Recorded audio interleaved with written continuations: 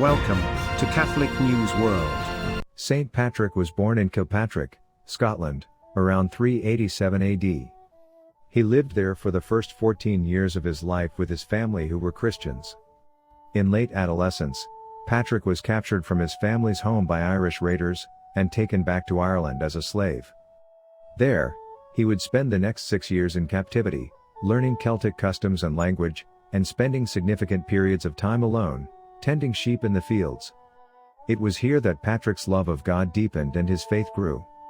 He prayed incessantly, he wrote, "The love of God, and his fear increased in me more and more, and the faith grew in me, and the spirit was roused, so that, in a single day, I have said as many as 100 prayers, and in the night nearly the same, so that whilst in the woods and on the mountain, even before the dawn, I was roused to prayer and felt no hurt from it, whether there was snow or ice or rain, nor was there any slothfulness in me, such as I see now, because the Spirit was then fervent within me." After 6 years of contemplation, Patrick was visited by an angel who encouraged him to return home to Scotland by escaping his slavery and walking 200 miles to the coast where he would find a ship awaiting him. Patrick did as instructed, finding the crew of S ship willing to take him to Scotland, and returned home to his grateful family. After a few years, Patrick experienced a second call from God, this time in the form of a visitor from Ireland. In his Confessions, he wrote, "I saw a man coming, as it were from Ireland. His name was Victoricus, and he carried many letters, and he gave me one of them. I read the heading, 'The Voice of the Irish.' As I began the letter, I imagined in that moment that I heard the voice of those very people who were near the wood of Focla, which is beside the Western Sea, and they cried out, as with one voice, 'We appeal to you, holy servant boy, to come and walk among us.'"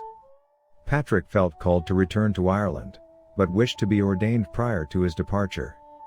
He undertook rigorous religious study, lasting approximately 14 years, during which time he was first ordained a priest, and later a bishop. Only upon becoming bishop did Patrick feel prepared to return to Ireland. While some legends suggest that St. Patrick introduced Christianity to Ireland, it is far more likely that some small Christian communities existed before his second arrival.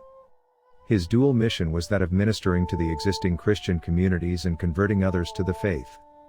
St. Patrick had great success on both accounts, drawing from his familiarity of Celtic and Druid religious beliefs and language. He introduced natural elements into his teaching, including placing the sun on the Celtic cross as symbolization of the Godhead, illustrating the resurrection of Christ through the use of bonfires, symbols familiar to the Druids, and most famously, explaining the Holy Trinity through comparison to the shamrock. Many were converted by his works, and monasteries and convents established, although their formal structure and organization would not be complete until centuries after his death. During his ministry in Ireland, St. Patrick lived a poor and austere life, accepting only what he needed to live. He was repeatedly arrested and imprisoned, threatened and attacked by chieftains of warring tribes, and suffered great peril.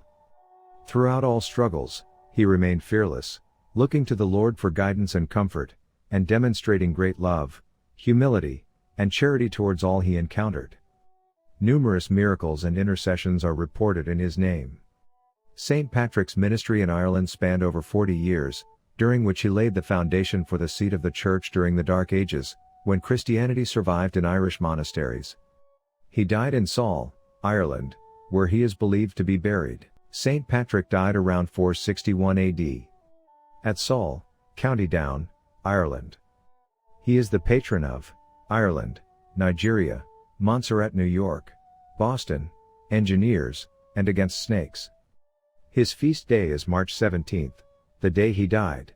Legend has it that St. Patrick stood on an Irish hillside and delivered a sermon that banished all the snakes in Ireland by chasing them into the sea after they attacked him. According to some accounts, he was born with the name Maewyn Succat but changed it to Patricus. Here is a famous prayer attributed to St. Patrick. "Christ with me, Christ before me, Christ behind me, Christ within me, Christ beneath me, Christ above me, Christ at my right, Christ at my left. Christ in the fort, Christ in the chariot seat, Christ in the deck of ships, Christ in the heart of everyone who thinks of me, Christ in the mouth of everyone who speaks to me, Christ in every eye that sees me, Christ in every ear that hears me. I bind to myself today the strong virtue of an invocation of the Trinity, I believe the Trinity and the Unity, the Creator of the universe. Please subscribe to Catholic News World's YouTube channel. Thanks and God bless.